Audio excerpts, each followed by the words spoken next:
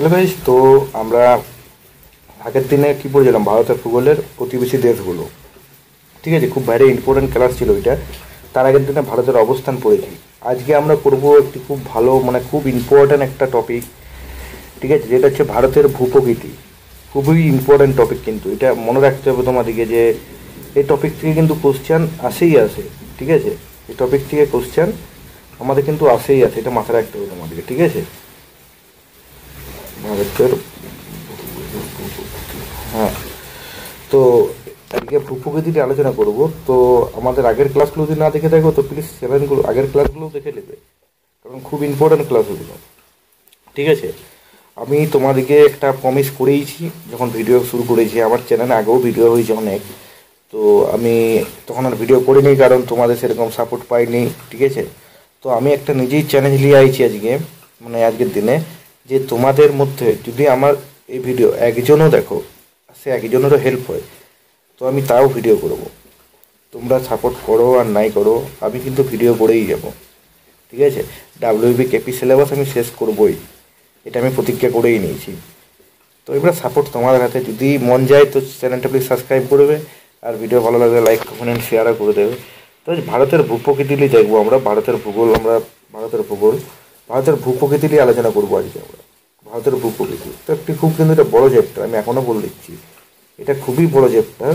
তো একদিন হয়তো না, আজকের গিয়াতে না শেষ হতেও পারে ক্লাসটা। তো দেখা যাক কতটা এগোয়। বাইরে বৃষ্টি পড়ছে খুব, তো তো একটু ব্যাকগ্রাউন্ড ভয়েসে প্রবলেম হবে। তো আমরা প্রথমে দেখবো যে ভারত প্রধান কি ভূপ্রাকৃতিক বিভাগগুলি কি কি ভারতের প্রধান। একে কি আছে, উত্তর পার্বত্য অঞ্চল আছে। ঠিক আছে, তারপরে উত্তরের সমভূমি অঞ্চল আছে, দাক্ষিণাত্যের কি আছে, মালভূমি অঞ্চল, মধ্য ও পূর্ব ভারতের কি আছে, উচ্চভূমি অঞ্চল, ভারতীয় মরুভূমি অঞ্চল, উপকূলীয় অঞ্চল এবং ভারত কি বলছে দ্বীপপুঞ্জ অঞ্চল।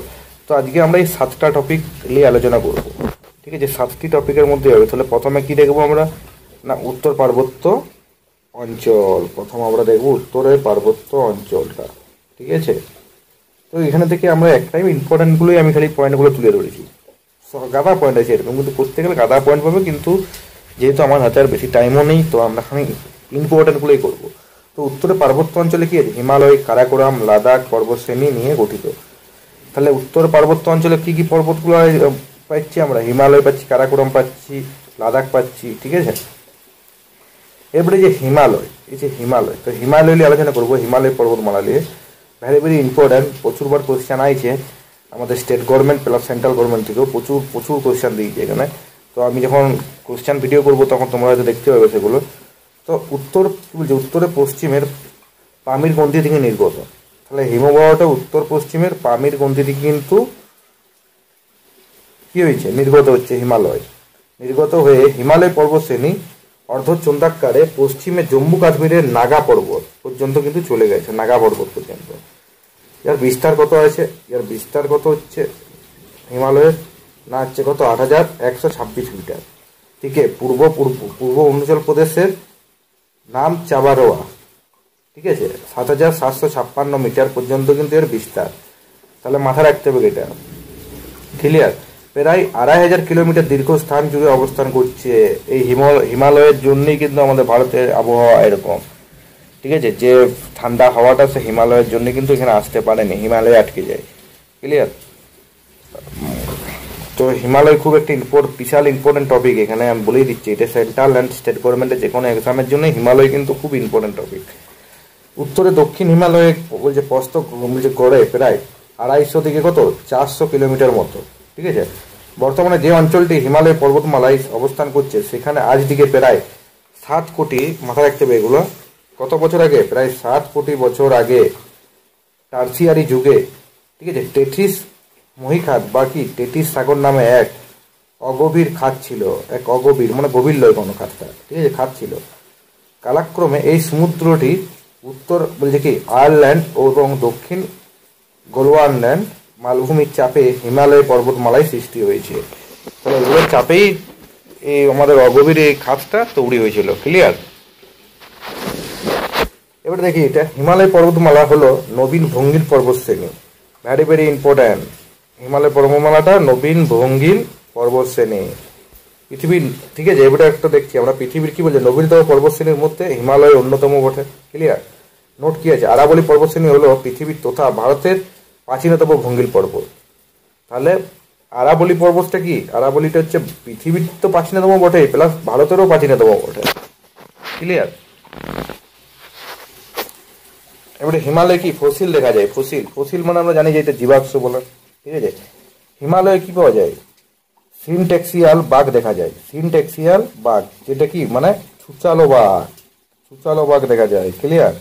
তো গাইস আরেকটা কথা, আমার যদি যে পিডিএফটাই পড়াচ্ছে পিডিএফটা যদি তোমাদের চাই তো আমার হোয়াটসঅ্যাপ নাম্বার ডেসক্রিপশনে আছে, ওখানে আমাকে হোয়াটসঅ্যাপে মেসেজ করে দেবে। ঠিক আছে? আর আমাদের যে হোয়াটসঅ্যাপ গ্রুপ আছে সেই গ্রুপটার জন্য হোয়াটসঅ্যাপে মেসেজ করতে পারো। তো নর্মালি ব্যাপার, আমাকে হোয়াটসঅ্যাপে খালি লিখে দেবে, যদি পিডিএফ লেগে তো পিডিএফ, আর যদি গ্রুপে অ্যাড হতে যাও তো গ্রুপ। ক্লিয়ার? হিমালয় পর্বতমালায় অবস্থিত পৃথিবীর উচ্চতম শৃঙ্গ মাউন্ট এভারেস্ট, হিমালয় পর্বতমালায় অবস্থিত মাউন্ট এভারেস্ট। ক্লিয়ার? 8,848 মিটার, এটি নেপালে অবস্থিত। এখন প্রেজেন্টে এটি মাউন্ট এভারেস্টটা কোথায় আছে, এখন নেপালে আছে, নেপাল। ঠিক আছে, ভারতে আর নেই কিন্তু। রাধানাথ সিকদার কি বলছে, মাউন্ট এভারেস্টের পরিমাপ সর্বপ্রথম করেছিল। Very very important. তাহলে যদি বলে মাউন্ট এভারেস্টের পরিমাপটা কে করেছিল প্রথম, রাধানাম সিকদার, রাধানাথ সিকদার। ক্লিয়ার? এবারে দেখি আমরা নেপালে মাউন্ট এভারেস্টকে কি বলা হয়, সাগর মাথা। নেপালে মাউন্ট এভারেস্টকে বলা হয় সাগর মাথা। তাহলে সাগর মাথা বলা হচ্ছে নেপালে। ক্লিয়ার? তিব্বতী ভাষায় বলছে হোমলুঙ্গা এবং চীনা ভাষায় কি বলছে কুলোরম্বা নামে ডাকা হয়। ক্লিয়ার? এগুলো একটু মনে রাখতে হবে, এগুলো ইম্পর্টেন্ট আছে। মাউন্ট এভারেস্টের পূর্ব নাম কি ছিল, পিক 151। পিক 151 ছিল মাউন্ট এভারেস্টের পূর্ব নাম। ঠিক আছে? সবচেয়ে বেশি বলছে বেশিরভাগ এভারেস্ট শৃঙ্গ জয় করা রেকর্ড আছে কার নামে, আপ্পা শেরশাহ। আপ্পা শেরশার নামে কিন্তু সবচেয়ে বেশি রেকর্ড আছে, এটা মাথায় রাখতে হবে কিন্তু। আপ্পা শেরশাহ তিনি 21 বার এই শৃঙ্গ জয় করেছে। ঠিক আছে, এই শৃঙ্গ এভারেস্টকে 21 বার সে জয় করেছে, আপ্পা শেরশাহ। এগুলো আমি কোশ্চেন ভিডিওতে কিন্তু সব থাকবে। 1953 সালে তেনজিং বলছে নরওয়ে অ্যান্ড বলছে অ্যাডমস হিলারি এভারেস্ট শৃঙ্গ জয় করেন। ভারতের সিকিম ও নেপাল সীমান্তে অবস্থিত কাঞ্চনজঙ্ঘা হিমালয়ের দ্বিতীয় ও পৃথিবীর তৃতীয় বৃহৎ শৃঙ্গ। তাহলে কাঞ্চনজঙ্ঘাটা ভারতের দ্বিতীয়, আর পৃথিবীর মধ্যে কিন্তু তৃতীয় স্থানে পড়েছে কাঞ্চনজঙ্ঘা। ক্লিয়ার? পুরোপুরি ভারতের মধ্যে অবস্থিত হিমালয়ের সর্বোচ্চ শৃঙ্গ কি, নাঙ্গা পর্বত। নাঙ্গা পর্বত হচ্ছে হিমালয়ের সর্বোচ্চ শৃঙ্গ, পুরোপুরি ভারতের মধ্যে আছে, 8,126 মিটার। উচ্চতা অনুসারে বা প্রস্থ বরাবর উত্তর থেকে দক্ষিণে হিমালয়ের শ্রেণীবিভাগ। তাহলে এটা আমরা শ্রেণীবিভাগটা এবারে দেখবো, আমরা শ্রেণীবিভাগটা। ক্লিয়ার? কি বলছে, শিবালিক হিমালয় বা কি বহি হিমালয়, মধ্য হিমালয়, গ্রেটার হিমালয়। কি বলছে, মধ্য হিমালয় বা লেসার হিমালয় বা হিমাচল, বলছে হিমাচল। আর গ্রেটার হিমালয় বা হচ্ছে কি উচ্চ হিমালয় বা হচ্ছে হিমাদ্রি। একটা ম্যাপ আছে, আমি একটু দেখিয়ে দিই এখানটাতে। এই যে আমরা দেখতে পাচ্ছি আমরা ভারতের ম্যাপে আমাদের এই জায়গাটা কি জম্মু কাশ্মীর পড়েছে, এই জায়গাটা। ঠিক আছে, এইখানটা আমাদের নেপাল পড়েছে, বোঝা যাচ্ছে জিনিসগুলো। এটা বাংলাদেশ পড়েছে, অরুণাচল প্রদেশ পড়েছে, তো এগুলো সবই দাদা করে বোঝা যাচ্ছে। এরকম জায়গাটাতে আমাদের কি উত্তরাখণ্ড পড়বে, এরকম জায়গাটাতে পড়বে হিমাচল প্রদেশ, বুঝে গেল। এখানে ভুটান পড়েছে জায়গাটা। তো এই যে হিমাদ্রি, সর্ব উপরে হিমাদ্রি আছে, দিয়ে আছে হিমাচল, দিয়ে আছে শিবালিক। তাহলে প্রথম প্রলেপটা কি আছে, শিবালিক পাথরের শিলার। তারপরেরটা আছে কি হিমাচল, দেখতেই পাচ্ছি আমরা ব্লু, আর হিমাদ্রি ক্লিয়ার বরফ। ক্লিয়ার? এই ম্যাপটা, তাহলে এই ম্যাপটা কিন্তু দেখে রাখতে হবে। এরপরে আমরা দেখছি কি, এবারে আমরা দেখছি শিবালিক হিমালয় বাকি বই হিমালয়ের গড় উচ্চতা কত, 600 থেকে 150 মিটার, 600 থেকে 150 মিটার। জম্মু কাশ্মীর থেকে অসম পর্যন্ত বিস্তৃত। তাহলে শিবালিক হিমালয়টা কোথা থেকে কোথা, জম্মু কাশ্মীর থেকে অসম পর্যন্ত বিস্তৃত। ঠিক আছে, ম্যাপটা একটু ভুল আছে, হ্যাঁ বিস্তৃত। এবারে শিবালিক হিমালয় কি বলছে, অরুণাচল প্রদেশ, ডাবলা, মিজরি পাহাড়, উত্তরাখণ্ড, ধাং, তারপরে কি দুধুয়া, জম্মু কাশ্মীরে কি জম্বু পাহাড় এবং নেপালে চুরিয়াঘাট নামে পরিচিত। তাহলে এইটা কিন্তু মনে রাখতে হবে, যেতেই পারে যে শিবালিক হিমালয়কে অরুণাচল প্রদেশে কি বলে? অরুণাচল প্রদেশে বলে ডাবলা, মিরি, মিশ্রি পাহাড়, উত্তরাখণ্ডে কি বলছে? ধান, ধনুয়া, জম্মু কাশ্মীর কি বলছে? জম্বু পাহাড়, আর নেপালে কি বলছে? চুরিয়াঘাট। এটা ভেরি ভেরি ইম্পর্টেন্ট। এবারে আসছে আমরা মধ্য হিমালয়। তো মধ্য হিমালয় কি বলছে, বা লেসার কি হিমালয় কি? গড় উচ্চতা 3,000-3,500 মিটার থেকে 4,500। এখানে কি আছে? পীরপঞ্জাল পর্বতশ্রেণী, যা কাশ্মীর উপত্যকাকে ভারতের অন্যান্য অংশ থেকে বিচ্ছিন্ন করে রেখেছে। তাহলে ভারতের অন্যান্য অঞ্চল থেকে কাশ্মীরটাকে বিচ্ছিন্ন করছে না পীরপঞ্জাল। পীরপঞ্জালটা কোথায় আছে? মধ্য হিমালয়ে বা লেসারে। ক্লিয়ার? ধাওলার বা হিমাচল প্রদেশে, তারপরে মসৌরি, নাগা, টিব্বা উত্তরাখণ্ড এবং মহাভারত লেক পর্বতশ্রেণী এখানে অবস্থিত। এগুলো মনে রাখতে হবে কি কি আছে, অতটা মানে হালকা করে পড়ে রাখতে হবে। এখানে বলছি কাশ্মীর উপত্যকায় কাংড়া ও কুলু হিমাচল প্রদেশে এখানে দেখা যায়। হিমাচল প্রদেশ এখানে দেখা যায়, সরি আমরা ভুল বললাম, কাংড়া ও কুলু এখানে দেখা যায় কাশ্মীর উপত্যকায়। ঠিক আছে? এখানে অবস্থিত বিখ্যাত হিল স্টেশন কোনগুলি কি? যেমন সিমলা হিমাচল প্রদেশে আছে, মসৌরি, রানীক্ষেত, আলমোড়া, তারপর হচ্ছে নৈনিতাল উত্তরাখণ্ডে আছে, দার্জিলিং ইত্যাদি। তাহলে এগুলো আছে। দার্জিলিং কিন্তু আছে, আমাদের বেঙ্গলে দিতেই পারে যে দার্জিলিং কোন হিমবাহে পড়েছে? মধ্য হিমবাহে। ক্লিয়ার? এরপরে আসছে গেটার হিমবাহ বা উচ্চ হিমবাহ বা হিমাদ্রি। তো গেটার হিমবাহ বা উচ্চ হিমবাহের অপর নাম কি? হিমাদ্রি। আর অপর নাম হিমাদ্রি। এই কোশ্চেন এটা দিয়ে দিতে পারে যে গেটার হিমবাহকে কি বলা হয়? হিমাদ্রি বলা হয়। এর গড় উচ্চতা 6,000 মিটার। এটি সর্বদাই তুষারবৃত্ত, মানে এটি সবসময় বরফে ঢাকা থাকে। ঠিক আছে? এখানে অবস্থিত পৃথিবীর উচ্চ শৃঙ্গগুলি কি কি আছে? যেমন কি আছে? মাউন্ট এভারেস্ট, কাঞ্চনজঙ্ঘা, ধবলগিরি, মাকালু, কান্টেন ইত্যাদি। তাহলে এখানে এগুলো অবস্থিত বলে। ঠিক আছে? ভেরি ভেরি ইম্পর্টেন্ট এই জায়গাটা, ভেরি ভেরি ইম্পর্টেন্ট আছে। এবারে ট্যাটিস হিমবাহ। ঠিক আছে? ট্যাটিস হিমালয় নিয়ে আমরা একটু করে আলোচনা করতে যাব।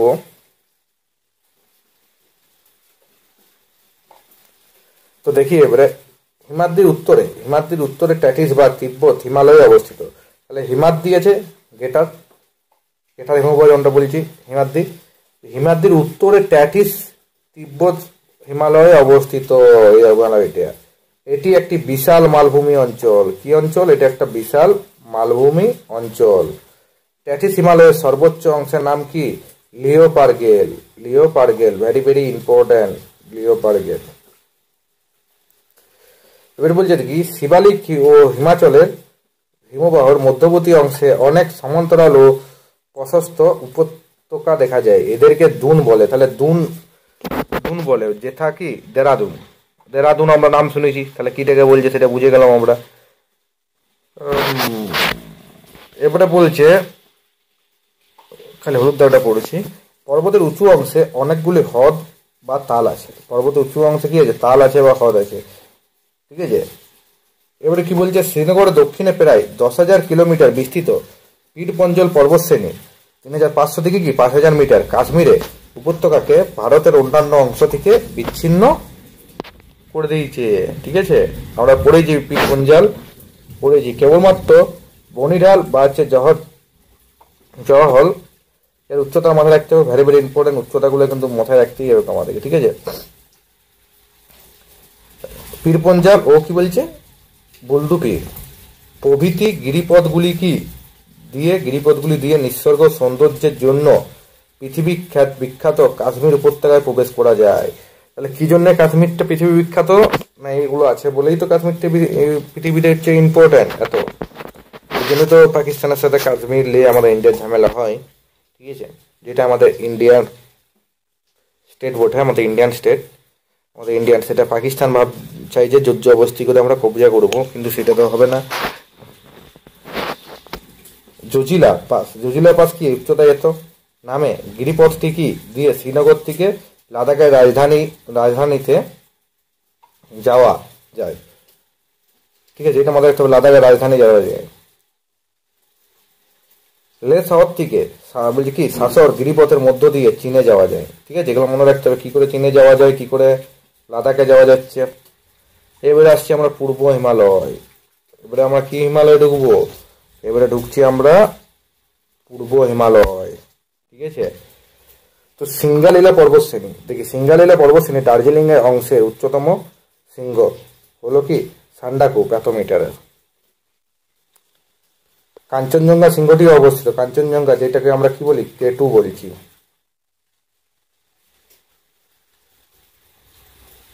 নাথুয়া ও জেলেপোলা গিরিপথগুলি দিয়ে তিব্বতের চীন চুম্বি উপত্যকা যাওয়া যায়, ঠিক আছে। সিঙ্গালীলা পর্বতশ্রেণী অংশে সেনচন মহান ধীরাম জল বিভাগটি কি দার্জিলিং এর জেলায় মধ্যভাগে বিস্তৃত রয়েছে, বুঝা গেল। সিকিম হিমালয়ে কাঞ্চনজঙ্ঘা শৃঙ্গটি উচ্চতা এত বলে পৃথিবীর তৃতীয় উচ্চতম মাউন্ট এভারেস্ট ও K2 পরে। সরি আমি ভুল বললাম, কাঞ্চনজঙ্ঘাটা কিন্তু K2 লয়, ঠিক আছে, আমি ভুল বলেছি, K2 আলাদা, K2 কিন্তু আলাদা, আমি ভুল বলে দিয়েছি এটা।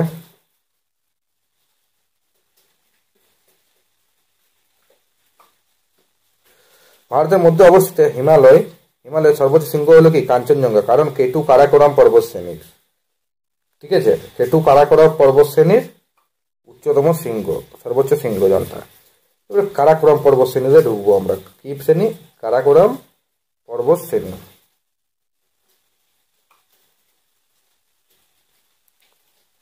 কারাকোরাম তাহলে দেখি এবারে, কাশ্মীরে কি লাদাখ পর্বত শ্রেণীর উত্তর দিকে প্রায় 400 কিলোমিটার অঞ্চল জুড়ে কারাকোরাম, ঠিক আছে, যেটাকে সংস্কৃত ভাষায় কি বলছে আমাদের, যেটাকে আমাদের সংস্কৃত ভাষায় বলা হচ্ছে কৃষ্ণগিরি পর্বত শ্রেণী অবস্থিত, বুঝা গেল, কৃষ্ণগিরি পর্বত শ্রেণী অবস্থিত। কারাকোরামের অপর নাম, কারাকোরামকে আমাদের সংস্কৃতে কি বলছে, আমাদের বলছে কৃষ্ণগিরি, মাথায় রাখতে হবে এগুলো। কারাকোরাম পর্বত শ্রেণী কি বলছে, কারাকোরাম পর্বত শ্রেণী পশ্চিম অংশে অবস্থিত গডউইল ওয়েস্টিন বা K2, গডউইল ওয়েস্টিনকে K2 বলছে। এটা উচ্চতা এত, শৃঙ্গটি কারাকোরাম তথা ভারতের সর্বোচ্চ শৃঙ্গ, পর্বত শৃঙ্গ, পৃথিবীর দ্বিতীয় উচ্চতম পর্বত শৃঙ্গ, মনে রাখতে হবে জাস্ট একটুকু জাস্ট মনে করে নিতে হবে, তাহলেই হবে। এইসব শৃঙ্গগুলি সারা বছর ধরেই তুষারে আবৃত থাকে বলে কারাকোরাম পর্বতের বাসুদা বা কি ধবল শীর্ষ বলা হয়।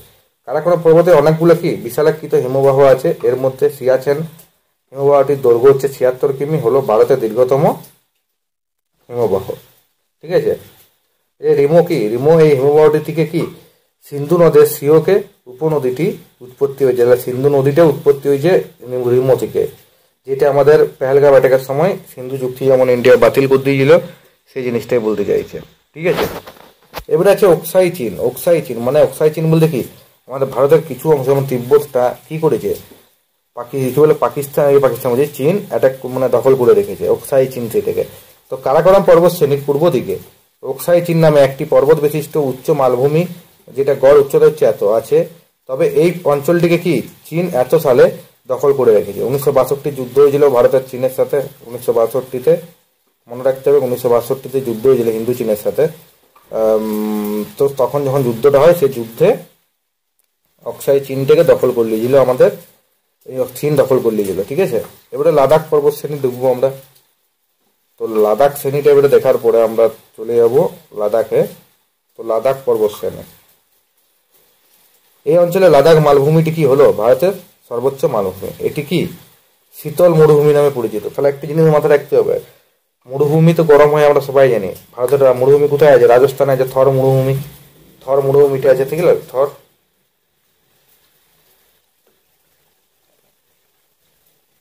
থর মরুভূমিটা আছে। তো লাদাখটাকে কি বলা হচ্ছে শীতল মরুভূমি, মানে ঠান্ডার মরুভূমি। এখানে কোনো কোনো স্থানে নোনা জলের হ্রদও দেখতে পাওয়া যায়। তাহলে কি নোনা জলের হ্রদ দেখতে পাওয়া যায়, ক্লিয়ার। এখানে বিখ্যাত পাঙ্গং লেক, নোনা জল লেক দেখা যায়, ক্লিয়ার। এই যে আমরা এখানে দেখতে পাচ্ছি, এখানে কি পূর্বাঞ্চলটা, এই যে আমরা দেখতে পাচ্ছি গ্রেট হিমালয় জনটা, এটা গ্রেট হিমালয়টা এটা, ঠিক আছে। এইখান থেকে আমরা চলে গেলে এই যে কাঞ্চনজঙ্ঘা আছে আমাদের, কাঞ্চনজঙ্ঘা। তারপরে আমাদের এই যে অক্সাই চীনটা কোথায় গেছে এখানটাতে, এই যে চীনের তিব্বতটা, অক্সাই আমাদের চীন, এগুলো বোঝা যাচ্ছে। এগুলো এখানে নেপাল আছে আমাদের, মায়ানমার আছে। তো ওটা ম্যাপটা এমনি তো দেখতে হবে, এখানে ওয়েস্ট বেঙ্গল আমাদের ঢুকে আছে কিছু কিছু, বুঝে গেল, বাদ দরকার না, এইটা দেখবো আমি। এই পর্বত শ্রেণীগুলির মধ্যে কি উল্লেখযোগ্য কি আছে না হচ্ছে মিসমি পাহাড় আছে, ঠিক আছে, পাটপয় আছে, বুম আছে, লাগা পাহাড় আছে, কোহিমা পাহাড় আছে, বারোইল পর্বতশ্রেণী আছে, উত্তর কি আছে, উত্তরে কাছাই পাহাড় আছে, মানিপুর হচ্ছে পাহাড় আছে, তারপরে মিজো পাহাড় ও ত্রিপুরা পাহাড় আছে। এদের মধ্যে মিসমি পাহাড়ের হচ্ছে দাফাকুল এত মিটার শৃঙ্গটি উত্তর পূর্ব ভারতের সর্বোচ্চ শৃঙ্গ। এবং মনে রাখতে হবে জাস্ট, কিন্তু গোটা পিডিএফটা আমি এমনি রিডিং পড়ার মতো হয়তো পড়ে দিচ্ছি, আর যদি না বুঝাবার মতো এখানে কিছু নেই। আমি যে পয়েন্ট করে বলে রেখেছি সেগুলোই অলরেডি বুঝানো পয়েন্টই বলে রেখেছি, বুঝানো কিছু নেই, সেই জন্য আমি জাস্ট রিডিং করে দিচ্ছি, ঠিক আছে। যদি তবু কোনো প্রবলেম হয় আমার হোয়াটসঅ্যাপ নাম্বার আছেই তো, আমাকে এখানে একটা স্ক্রিনশট তুলবে, যেটা প্রবলেম হচ্ছে সেটা আমার হোয়াটসঅ্যাপে সেন্ড করে দিতে, না বলে দেবো, ঠিক আছে। আমি যখন প্রতিক্রিয়ালি নেমেইছি যে WBKP সিলেবাস শেষ করব, আর আমার ক্লাস যারা মন দিয়ে দেখবে তারা এই WP আর KP টেস্ট, যে কোনো একটা টেস্ট তাদের কিন্তু কপালে আছেই, কারণ আমি সেরকম করেই পড়াচ্ছি। এর বাইরে কোনো কোশ্চেন হবে না, এতটা আমি শিওর দিদি বলছি, ঠিক আছে। এবারে মার্কেটে হয়তো অনেক তুমি বই পাবে, মার্কেটে তোমরা অনেক বই পাবে, দেখবে যে জিকের বই, তো সেই বই পড়ে কোনো কিছু হবে না যদি তোমার বেসিক কনসেপ্ট যদি ক্লিয়ার না থাকে। এই যে আমি এরকম পয়েন্ট করে পড়াচ্ছি, এই কনসেপ্ট যদি ক্লিয়ার না থাকে তুমি কোনোদিনই কোনো কাজ করতে পারবে না, কোনোদিনই তোমার মুখস্থ হবে না। ওইরকম জিকে তুমি কোশ্চেন কত বলবে, মানে ওইরকম কোশ্চেন তুমি 30,000 40,000 50,000 কোশ্চেনই খালি পড়বে, কিন্তু কিছু মাথায় আর ঢুকবে না। যদি মাথায় ঢুকে তো এই পয়েন্টগুলোই ঢুকবে, সো এই পয়েন্টগুলো মুখস্থ করবে, ঠিক আছে। সারামতি এত মিটার লাগা পাহাড়ের সর্বোচ্চ শৃঙ্গ, ঠিক আছে, লাগা পাহাড়ের সর্বোচ্চ শৃঙ্গ। আর যেগুলো ইম্পর্টেন্ট আমি সেগুলোই কিন্তু ইয়েলো মার্ক করেছি বা মোটা করে দিয়েছি লেখাটা, ঠিক আছে, এগুলো ইম্পর্টেন্ট, খুবই ইম্পর্টেন্ট। কোহিমা পাহাড়ের সর্বোচ্চ শৃঙ্গ কি, জাভ্য এত মিটার, ঠিক আছে। এবারে কি আসছে আমাদের দক্ষিণ পূর্বে অবস্থিত কি, লোকটাক হ্রদ, সৌন্দর্যের জন্য বিখ্যাত। লোকটাক হ্রদ কিন্তু সৌন্দর্যের জন্য বিখ্যাত। মিজো বা লুসাই পাহাড়ের সর্বোচ্চ শৃঙ্গ নোয়াজুয়ার, ঠিক আছে। এবারে আমরা পড়বো মেঘালয়। কি পড়বো আমরা, মেঘালয় পড়বো, ঠিক আছে। মেঘালয় মালভূমি, মেঘালয় কি আছে, মেঘালয় প্রদেশে অবস্থিত গারো, খাসি, জয়ন্তিয়া ও কি মিকিরে পাহাড়ি অঞ্চল নিয়ে গঠিত মেঘালয় মালভূমি, ক্লিয়ার। প্রকৃতপক্ষে দাক্ষিণাত্যের মালভূমিরই একটি বিশেষ অংশ, বোঝা গেল। এই মালভূমির কি আছে, এই মালভূমির পশ্চিমে অবস্থিত গারো পাহাড়ের সর্বোচ্চ শৃঙ্গ নরকে এত মিটার, ক্লিয়ার। কি আছে, সিলিং মালভূমির দক্ষিণে চুনাপাথরে গঠিত চেরা মালভূমি অবস্থিত। এই মালভূমিকে বহু চুনাপাথরের গুহা দেখা যায়। তাহলে এই চেরা যে মালভূমিটা আছে, এখানে কিন্তু বহু কি পাওয়া যায়, চুনাপাথরের গুহা দেখা যায়। গারো পাহাড়ের সিজি গুহাটি বিখ্যাত। তাহলে এই গারো পাহাড়ে আছে না, গারো পাহাড়ে যে সিজি বলে একটা গুহা আছে, সেইটা কিন্তু খুব বিখ্যাত, এটা মনে রাখতে হবে। তো গারো পাহাড়ের সর্বোচ্চ শৃঙ্গ কি, নররেক, যেটা এত মিটার। খাসি পাহাড়ের সর্বোচ্চ শৃঙ্গ কি, সিলিং, যেটা 1961 মিটার। মেঘালয়ের রাজধানী, বোঝা গেল, মেঘালয়ের রাজধানী। উত্তরের সমভূমি অঞ্চল আমরা পড়বো, উত্তরের সমভূমি অঞ্চলটা আমরা এখন পড়তে যাচ্ছি। যদি কোনো প্রবলেম হয় তো হোয়াটসঅ্যাপ করবে। এটা গঙ্গা ব্রহ্মপুত্র, ঠিক আছে, ও সিন্ধু নদীর পলি দ্বারা গঠিত। এই উত্তরে যে সমভূমি অঞ্চল, এই যে নদী যখন যায়, আমি একটা কথা বলি, আমরা হয়তো দেখেছি যখন এই আমাদের বর্ষাকালে নদীতে ভর্তি হয়ে জল যায়, এটা ধরো একটা নদী আমি বলে দিচ্ছি, তো যখন বর্ষাতে জল যায় তখন কি হয়, যখন বর্ষাকাল ছাড়া নদীতে জল কম থাকে আমরা জানি, যখন বর্ষা জল দেখি নদীর ভেরি মানে নদী ছাড়িয়ে জল এমনি করে বেরিয়ে যায়, ক্লিয়ার তো, নদী ছাড়িয়ে জলটা বেরিয়ে যায়। বা আরেকটা জিনিস আমি দেখি, যখন এটা বাদ দিলে জলটা বেরিয়ে যায়, এবারে যখন আবার বর্ষাকাল, এবারে যখন বানটা কমে যায়, তখন এই জলটা কি আর এখানে থাকে, তখন এই জলটা কিন্তু আর এখানে থাকে না, এই জলটা কিন্তু আবার নদী যেমন ছিল সেরকম জায়গায় চলে আসে। বাট কি হয়, বাট এইগুলোতে পলি পড়ে যায়, পলি থাকে একটা, ঠিক আছে। এই যে পলি, এই পলি দ্বারাই কিন্তু তৈরি কি হচ্ছে আমাদের, এই পলি দ্বারাই, এই পলিটাকে আমরা তৈরি কি করছি আমরা, এইটা উত্তরের সমভূমি অঞ্চল, ক্লিয়ার, আশা করি সব ক্লিয়ার। এইটা পলি মাটি দ্বারা গঠিত জনবহুল অঞ্চল। তাহলে এখানে এবার এই পলিটা পড়ে পড়ে কিন্তু আমার মানুষও এখানে বাস করে। ক্লিয়ার? এখানে মানুষ থাকে কিন্তু এই পলিতে। বুঝা গেছে আশা করি। এবার আসছে আমাদের ভাঙর। ভাঙর কি? প্রাচীন পলি দ্বারা গঠিত আমরা বলি ভাঙর, মানে অনেক পুরনো পলি, যেটা অনেক কাল আগে বান এসে পলিটা পড়েছে, সেটাকে আমরা বলছি ভাঙর। এটি সাধারণত কি নদীর দূরবর্তী অঞ্চল, নদীর দূরবর্তী অঞ্চল, দূরে। মনে করো আমি কি বলতে চাইছি, মনে কর তোদের একটা এই ছবিটাতে আসছি আমি এখন, এই যে এটা নদীটা, এবারে কি হয় আমরা কি দেখি, আমরা দেখি ধরো এখন হচ্ছে 2025 বান এলো তো, কিন্তু 2024 বান আইছিল, প্রচুর বান আইছিল, গোটাই ভেসে গেছিল। 2025 বান আইছে, আমি এখন এগুলো বাদ দিদি, আমি বল দিচ্ছি, এগুলো একটু বাদ দিদি বলছি। এখন আমি 2025 আমি দেখছি কি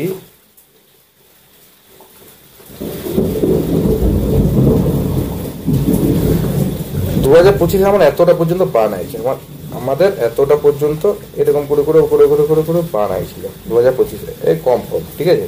কিন্তু 2024 কি ছিল, 2024 কিন্তু বান আমাদের এইরকম করে করে আইছিল, মানে তাহলে বেশি কন্ট্রোল আইছিল 2024 আর এই বানটা 2024 আইছিল, বা আমি ধরলাম 2024 লিটার আইছিল 1993 সালে বা 1990 ধরলাম। তাহলে তখন প্রচুর বান আইছিল, এত জল। হ্যাঁ, এখানে যে পলিটা পড়ে আছে, এই পলিটা কি আমরা কি বলছি, ভাঙর। ক্লিয়ার? এই মৃত্তিকায় আবিষ্ট ক্যালসিয়াম, আবিষ্ট কি হচ্ছে, ক্যালসিয়াম কি কার্বনের ঢালা পাথর পাওয়া যায়। তাহলে ঢেলা পাথরও পাওয়া যায়। ইয়া কি বলছে, কঙ্কার নামে পরিচিত, পাথরের গুলোকে কঙ্কার বলছে, ঠিক আছে। উচ্চ গাঙ্গেয় সমভূমি অঞ্চলে এই মৃত্তিকা দেখা যায়। উচ্চ গাঙ্গেয় মানে গঙ্গার যে উচ্চ ভাগটা আছে না, সেইখানে এই সমভূমিগুলোকে দেখতে পাওয়া যায়। এবারে আসছি খাদার, যে নতুন পলিগুলো পড়েছে না এলাকায়, তাকেই খাদার বলছে। তাহলে খাদার এখানে আমি যদি এক্সাম্পল দিই, আমি এখান থেকে, তাহলে খাদার কোনটা, এই পোর্শনটা হচ্ছে আমার খাদার, এই পোর্শনটা খাদার। ক্লিয়ার? নতুন পলি পড়েছে এরূপ। তাহলে নবীন কি বলছে, পলিযুক্ত অঞ্চল পাঞ্জাবের বেড নামে পরিচিত। তাহলে এই বেড বলা হয় এটাকে, ঠিক আছে। এটি খুবই উর্বর, এটি খুবই কি উর্বর চাষের জন্য। এবারে ভাবর আসছে। ভাবর কি, এটা কি হিমালয়ের পাদদেশী অঞ্চলে অবস্থিত। নদীবাহিত বালি, নুড়ি, পাথর প্রভৃতি সঞ্চিত হয়ে যে ইস বা ঢেউ খেলানো ভূমিরূপের সৃষ্টি হয়, তাকেই ভাবর বলে। তাহলে নদীতে এবারে যখন বান আছে, কি দেখি আমরা এক জায়গার পাথরগুলো, এগুলো ধরো আমি পাথর, এগুলো পাথর বলছি। এবার একটা নদীতে বান আসছে আমার, এইটা হচ্ছে নদী, এগুলো হচ্ছে নদী। এখানে পাথরগুলো কি হবে, এইখানে পাথরগুলো আছে, এই পাথরগুলোকে আমার কনভার্ট করে এখানে চলে যাচ্ছে, এরকম জায়গাতে চলে আসছে, পাথরগুলো পড়ে আসছে। এইখানে যে জমা হচ্ছে আমার ঢেউ খেলানোর পাথর জমা হলে কি হবে, ঢেউ খেলানো মানে এবড়ো রাস্তা হচ্ছে, পলি পড়েছে, তো সেটাকে আমরা বলছি ভাবর। সেটাকে আমরা কি বলছি, ভাবর বলছি, ভাবর। বুঝা গেছে? নোটস কি বলছে, ভাবর ও ভাঙ্গর দুটি বানান ভালো করে খেয়াল করতে হবে। এবারে ক্লিয়ার বলে দিচ্ছি আমি, নোটসে কিন্তু আমি লিখেও দিচ্ছি সেটা। এই ভাঙ্গর ভয়াকার উময় গোয়ের র মাথায় রাখতে হবে, আর ভাবর মানে ভয়াকার বড়। এটা অনেক সময় মিস্টেক করে সবাই, ওই জন্য কিন্তু বলে দিলাম। এবারে আসছি তারাই। তারাইয়ের অর্থ কি, ভিজে। তারাইয়ের অর্থ ভিজে। বা এবারে ভাবর কি, ভাবর অঞ্চলের দক্ষিণ নদীগুলি অনেক সময় কি হয়, বিস্তীর্ণ অঞ্চলব্যাপী জলাশভূমি সৃষ্টি করে, এদের তারাই বলে। বুঝা গেল? জলাভূমি যে সৃষ্টি হয়েছে, তো ভিজে থাকে না মাটিগুলো নাকি, তাহলে সেইটাকে আমরা কি বলি, তারাই। ব্রহ্মপুত্র উপত্যকা অঞ্চলে প্রধানত দেখা যায়, ব্রহ্মপুত্র নদীর খানে দেখা যায় ইয়াটাকে, তারাইটাকে। আর ভুড় কি, সমভূমি অঞ্চলের পশ্চিমে মাঝে মাঝে ছোট ছোট বালিয়াড়ি দেখা যায়, সেগুলোকে ভুড় বলি। বুঝা গেল? উচ্চ গঙ্গা দোয়াবে বছরে শুষ্ক বলছি কি মাছগুলিতে ভুড় দেখা যায়, মানে যেগুলো বর্ষা না, দেখবো নদীর মাঝে আবার করে একটা পলি উঠে যায়, বালি উঠে যায় নাকি, উঁচু জায়গাটা, সেরকম জায়গাটাকে ভুড় বলছে যখন বান চলে।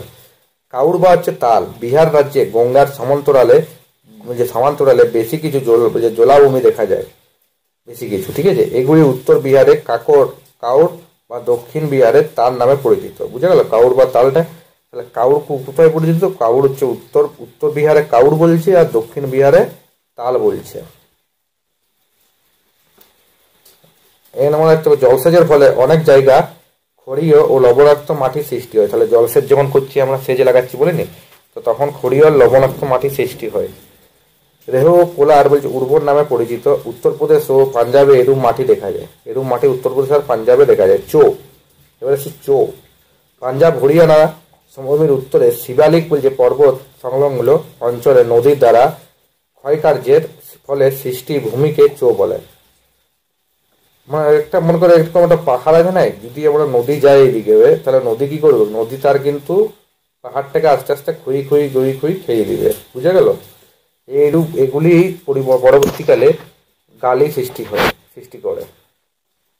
এই যে আমরা এখনো বলে দিচ্ছি, যেখানে ছবিগুলো দিয়ে দিচ্ছি আমাদের, এটা হিমালয়, ঠিক আছে, আমাদের এটা হচ্ছে কি বলছে, এটা হিমালয়, এটা হিমালয়, এটাকে ভাবর বলছি আমরা, এটাকে তারাই বলছি, এটাকে ভাঙড় বলছি, খাদার অ্যান্ড নদী উপত্যকা। ক্লিয়ার? এরপরে আমরা আসছি ভারতের মরু অঞ্চল। ভারতের মরু অঞ্চল পড়বো আমরা, ঠিক আছে। তো আমরা পড়ছি রাজস্থানের রাজ্যের জয়সলমীর, বেকানির বলছে যোধপুর জেলার, পাকিস্তানের খেরিপুর ও বলছে বাহারতপুর অঞ্চলে থর মরুভূমির বিস্তার লাভ করেছে। ভারতের মরু অঞ্চল বলতে তো আমরা এটাই বুঝলাম, ভারতে একটাই তো থর মরুভূমি আছে। ভারতের মরু অঞ্চল উচ্চতা কত? 150 মিটারের উপরে, ঠিক আছে। তবে কি এখানকার একমাত্র নদী নুনির বদ্বীপ অঞ্চলে উচ্চতা 20 মিটারের কাছাকাছি। এবারে থর মরুভূমির উৎপত্তির অন্যতম কারণ এবার দেখবো আমরা যে থর মরুভূমিটা কি করে উৎপত্তিটা হলো। থর মরুভূমিটা কি করে হলো? আচমকা তো হয়ে যায় না, বা কেউ যেহেতু করে দেয় না মরুভূমিটাকে, কোনো মানুষ কি বলে 100 দিনে ধরলেও 100 দিনে কাজ হচ্ছে, মানুষ বলে যে একটা মরুভূমি তৈরি করতে হলে সেরকম ব্যাপার তো হলো। এটা প্রকৃতির থেকে সৃষ্টি হয়েছে। তো একমাত্র পর্বত আরাবল্লী উত্তর দক্ষিণে, একমাত্র পর্বত কি আরাবল্লীর উত্তর দক্ষিণে প্রসারিত হওয়ায় দক্ষিণ পশ্চিম মৌসুমী বায়ু এই অঞ্চলে তেমনভাবে বাধাপ্রাপ্ত হয় না। তাহলে এই যে মৌসুমী বায়ুটা এই অঞ্চলে কি তেমনভাবে কি বাধা পায় না, দক্ষিণ পশ্চিমী মৌসুমী বায়ুটা খুব খরা হয়, সেই জন্যে আরাবল্লী পর্বতটা উত্তর দক্ষিণে প্রসারিত হওয়ার কারণে এটা হয়েছে। ওই দিকটা ফাঁকা পড়ে গেছে, তাহলে খুব খরা বায়ুটা কি হচ্ছে ওইদিকে ঢুকছে, ফলে মরুভূমিটা তৈরি করে নিচ্ছে। আরাবল্লী পাহাড় থেকে যতই পশ্চিমে যাওয়া যায় ভূমির উচ্চতা তত কমতে থাকে। যত পশ্চিম আরাবল্লী পর্বত থেকে যাবো তত ভূমির উচ্চতা মানে মাটির উচ্চতাটা কমবে। ক্লিয়ার?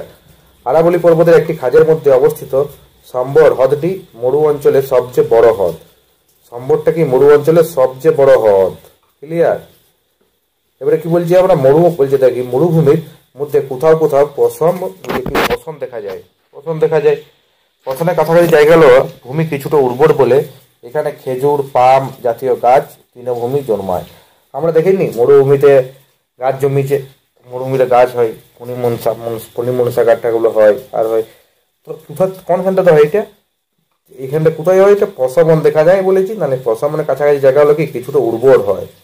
বুঝা গেল? সেই জন্য দেখা যায়। বার্গার অঞ্চলে মরুভূমি ও সমভূমির মধ্যবর্তী অঞ্চল, এই অঞ্চলে ঘাসে ঢাকা থাকে বলা হয়, বালুকাময় মানে ঘাসে ঢাকা থাকে খালি। রোহিকি বার্গার অঞ্চলে পশ্চিম অবস্থিত পলি দ্বারা গঠিত উর্বর অঞ্চল। হামাদা কি প্রস্তরময় অঞ্চলকে হামাদা বলে। এবারে মরুস্থলী কি সর্বপশ্চিমে অবস্থিত ভারত পাকিস্তান জুড়ে এর বিস্তার। সবচেয়ে বালিকাময় স্থান। মরু কথার অর্থ হচ্ছে মৃত, আর স্থলী কথার অর্থ হচ্ছে দেশ, কোথার মিঠের দেশ। তাহলে এখানে দিতে পারে যে মরুস্থলী কথার অর্থ কি? মরুস্থলী কথার অর্থ হচ্ছে মিতের দেশ। কিসের দেশ? মিতের দেশ। মরুস্থলী কথার অর্থ হচ্ছে মিতের দেশ। ক্লিয়ার? মরুস্থলী বলছে এটা কোথায় আছে? এইখানটা হচ্ছে কি ভারতের পাকিস্তান জুড়ে বিস্তার, সর্বপশ্চিমের অবস্থিত। ঠিক আছে? এবারে কি বলছে? ধিয়ান বায়ু প্রবেশ কারণে চলমান বালিয়াড়ি গুলোকে ধিয়ান বলছে বা টিব্বা। মরুভূমিতে যে বায়ু চলে, ঠিক আছে, চলমান বায়ুগুলো আছে রান কি? মরুভূমির নিচু অঞ্চলকে লবণাক্ত জলের হ্রদগুলিকে রান বলে। মরুভূমির যে নিচু অঞ্চলে লবণাক্ত জলের হ্রদগুলো আছে না, সেটাকে আমরা বলছি রান। ক্লিয়ার? এরপর আসছি ধান দুটি সমান্তরাল বালিয়াড়ির মধ্যবর্তী অঞ্চলকে দীর্ঘাকার হ্রদগুলি সেগুলিকে বেশিরভাগ সময় শুকনো থাকে, তাদেরকে কি বলছে? ধান বলছে। শার্দুল অর্ধচন্দ্রাকৃত বালির ঢিবিগুলিকে স্যান্ডাদুন বলছে। ঠিক আছে, স্যান্ডাদুন বলছে। তাহলে এই যে আমরা দেখছি এখান থেকে, আমরা এখানে দেখতে পাচ্ছি কি এই যে এটা মরুভূমি বটে, এটা মরুভূমিটা আমাদের। ক্লিয়ার? এখান থেকে যে বার্গার অঞ্চল বলছে এটাকে, সরি, এখানটা আমাদের বার্গার অঞ্চল বলছে, বার্গার অঞ্চল এই জায়গাটা। ঠিক আছে, এটা সম্বর হ্রদটা পড়লাম আমরা, আরাবলি পাহাড়টা এইখানটাতে বুঝছি, আর নুঙ্গিটা এইখানটাতে। ম্যাপগুলো একটু দেখে রাখতে হবে, তাছাড়া গোলমাল পড়তে পারি আমরা ম্যাপ না দেখে রাখলে। তো আজকে আমাদের এতটাই থাক, এর পরের দিনে আমরা আবার অন্য স্টেপে যাব, অন্য এই ভারতের বিশাল, আমরা এর পরের দিনে এইগুলোই করবো যে ভারতের বিশাল মরুভূমি অঞ্চল নেক্সট ক্লাস। ঠিক আছে, তো guys tata, bye bye, good night.